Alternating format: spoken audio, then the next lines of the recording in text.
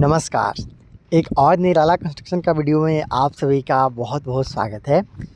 दोस्तों, आज के इस वीडियो में मैं आप लोग को जो बनता हुआ घर का काम दिखाने वाला हूँ।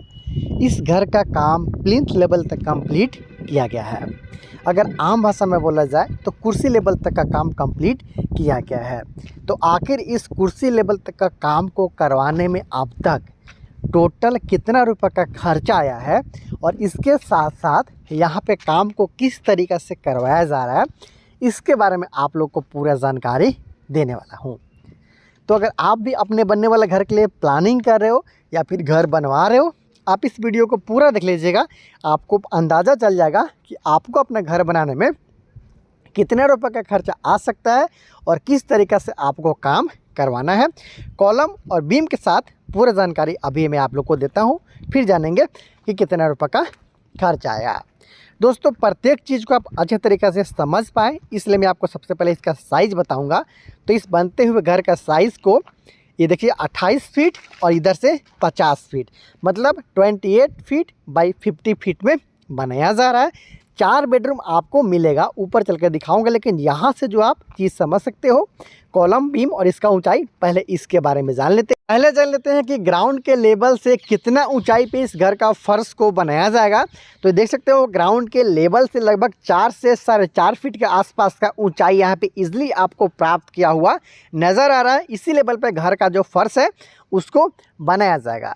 इसके साथ साथ जो इस घर में आप सील बैंड देख रहे हो या फिर नीचे की तरफ यूज़ किया हुआ जो बीम देख रहे हो, इसके बारे में पहले जान लेते हैं, फिर हम लोग कॉलम के बारे में जानेंगे, फिर घर के ऊपर की तरफ चलते हुए वॉक थ्रू के बारे में आपको बताऊंगा। तो जो नीचे में आप बीम देख पा रहे हो, देखिए बिल्कुल ग्राउंड लेवल पे यहाँ पे बीम प्रोवाइड नहीं किया गया है।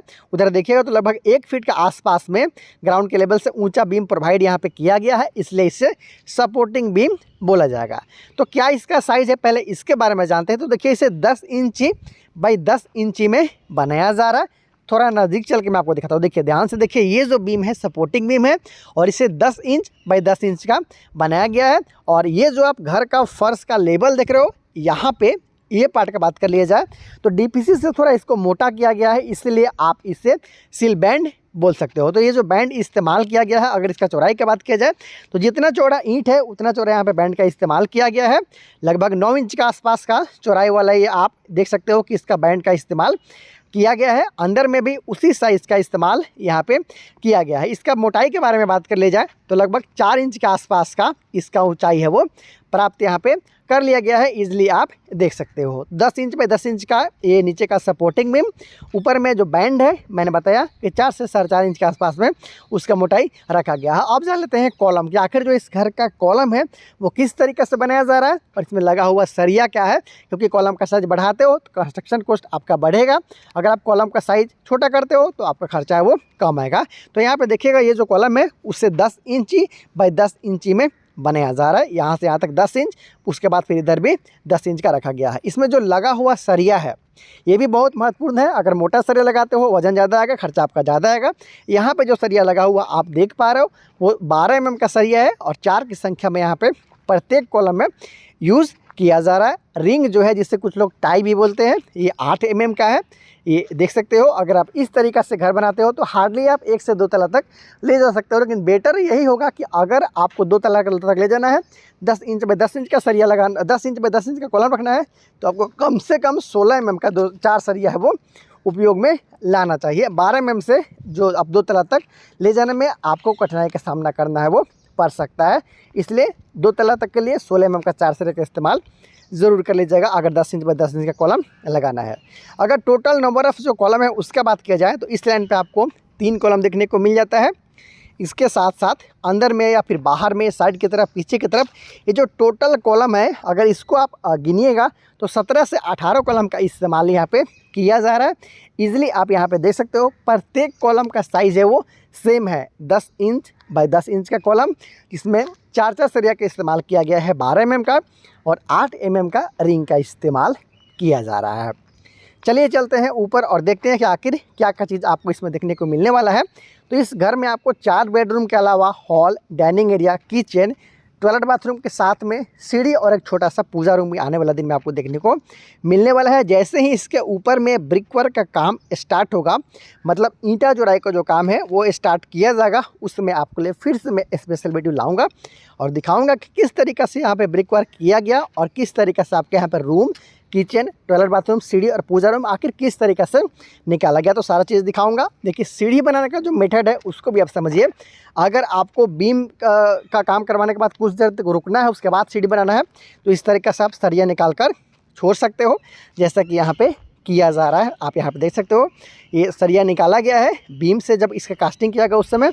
उसके साथ साथ ऊपर वाला हिस्सा में थोड़ा 1 से 1.5 इंच के साथ में कम कास्टिंग किया गया है, ताकि सीढ़ी के साथ यहाँ पर ढलाई साथ में किया जा सके। तो इस तरीक़े से जो सरिया निकलवाते हो आप, इसी सरिया को मोड़ते हुए आप घर का जो सीढ़ी है उसको बनवा सकते हो। देखिए, वो नीचे की तरफ जो मोड़ा हुआ है, ये इधर वाला सरिया है, उसको भी मोड़ते हुए इस घर का जो सीढ़ी का निर्माण है उसका निर्माण करवाया जाएगा। ये देख सकते हो 10 mm का सरिया यहाँ पे छोड़ा गया है। अगर ज़्यादा देर तक आपको छोड़ना है, 6 से 8 महीने या फिर 1 साल तक आपको कितना काम करवाने के बाद छोड़ना है, फिर बाद में काम करवाना है, तो आपको कम से कम 12 mm का सरिया देना चाहिए, क्योंकि हो सके बरसात वगैरह आए बीच में तो उसमें जंग लग सकता है। इसलिए जो ज़्यादा उसमें बर्बादी ना हो पाए, ज़्यादा कमज़ोर ना हो जाए, उसके लिए कम से कम 12 mm का सरिया निकालते हुए आपको छोड़ना चाहिए। तो सॉइल फिलिंग तक का काम आप यहाँ पे इजीली देख पा रहे हो। हालांकि पहले भी मैंने आप लोग को इस घर का वीडियो दिखाया हुआ था, जिसमें इसका काम को भी बताया था। अभी तो देख सकते हो कि यहाँ पे सॉइल फिलिंग तक का काम कंप्लीट कर लिया गया है। मिट्टी का जो भराई का काम है बैक फिलिंग का, उसको कंप्लीट कर लिया गया है। और ये जो मिट्टी लगा है, लगभग 2 हाईवा मिट्टी इसमें लग चुका है, ये देख सकते हो। और इसके साथ साथ जो इसमें खर्चा लगा है मिट्टी को भरने में, 14 से 15 हज़ार के आसपास में मिट्टी भरने में सिर्फ खर्चा इसमें आया है, क्योंकि मिट्टी काफ़ी जो है अभी कॉस्टली हो चला है। पहले मिट्टी आपको सस्ते दाम पे मिल जाता था, और बहुत सारे लोग इसमें सैंड फिलिंग भी करवाते हैं, तो वो और भी ज़्यादा महंगा हो जाता है। बालू और भी महंगा है, तो और भी ज़्यादा खर्चा आपका लग सकता है। तो यहाँ पे देखिए, इस तरीक़ा से इस बनता हुआ घर में काम है वो किया जा रहा है। हालांकि थोड़ा और इससे बैठाया जाएगा, उसके बाद और मिट्टी डालते हुए इसका ब्रिक सोलिंग किया जाएगा, फिर ढलाई के साथ साथ इसे कंप्लीट किया जाएगा। तो बात कर लेते हैं कि आखिर इस घर को अब तक बनवाने में टोटल कितना रुपये का खर्चा आया है। साइज़ वगैरह सारा मैंने आपको बताया, कॉलम के बारे में बताया, बीम के बारे में बताया, किस तरीक़ा से सरिया का इस्तेमाल किया गया है इसके बारे में बताया, हाइट के बारे में बताया। मतलब अब तक का जो पूरा काम किया गया है उसके बारे में मैंने आप लोग को पूरा जानकारी देने का कोशिश किया अपना तरीक़ा से। तो अब जान लेते हैं कि आखिर इस घर को बनाने में कितना रुपये का खर्चा आया है। तो इस घर के मालिक और जो इस घर को बना रहा है उस ठेकेदार के अनुसार इस घर को बनाने में लेबर कॉस्ट के साथ साथ मटेरियल कॉस्ट को इंक्लूड करते हुए, मतलब जो अब तक का टोटल खर्चा आया है वो 4,40,000 रुपये के आसपास में आ चुका है। ये दोस्तों 4,40,000 रुपये के आसपास में टोटल खर्चा है, जिसमें लेबर कॉस्ट के साथ साथ मटेरियल कॉस्ट भी इंक्लूडेड है। बिल्कुल स्टार्टिंग से घर का नक्शा बनवाने से लेकर उसका फुटिंग के लिए गड्ढा करने से लेकर अब तक का जो पूरा काम है, इसका खर्चा मैं आप लोग को बता रहा हूँ। जैसे जैसे स्टेप वाइज काम आगे बढ़ेगा, स्टेप वाइज वीडियो आता ही रहेगा, और मैं आप लोग को दिखाऊंगा, खर्च का ब्यौरा भी देता रहूँगा, ताकि आप लोग को पता चलेगा कि आपको अपना घर बनाने में कितने रुपये का खर्चा है वो आ सकता है। ये वीडियो पसंद आया तो प्लीज़ वीडियो को लाइक कर लीजिएगा, चैनल को सब्सक्राइब भी ज़रूर कर लीजिएगा, क्योंकि आप ही लोग का हेल्प के लिए डेली बेसिस पे घर बनाने से संबंधित वीडियो आपको निराला कंस्ट्रक्शन पे मिलता रहेगा। तो बहुत जल्द मिलते हैं अगले वीडियो में, तब तक लेन देने पर बात, और हमारे पूरी टीम को दीजिए इजाज़त। नमस्कार।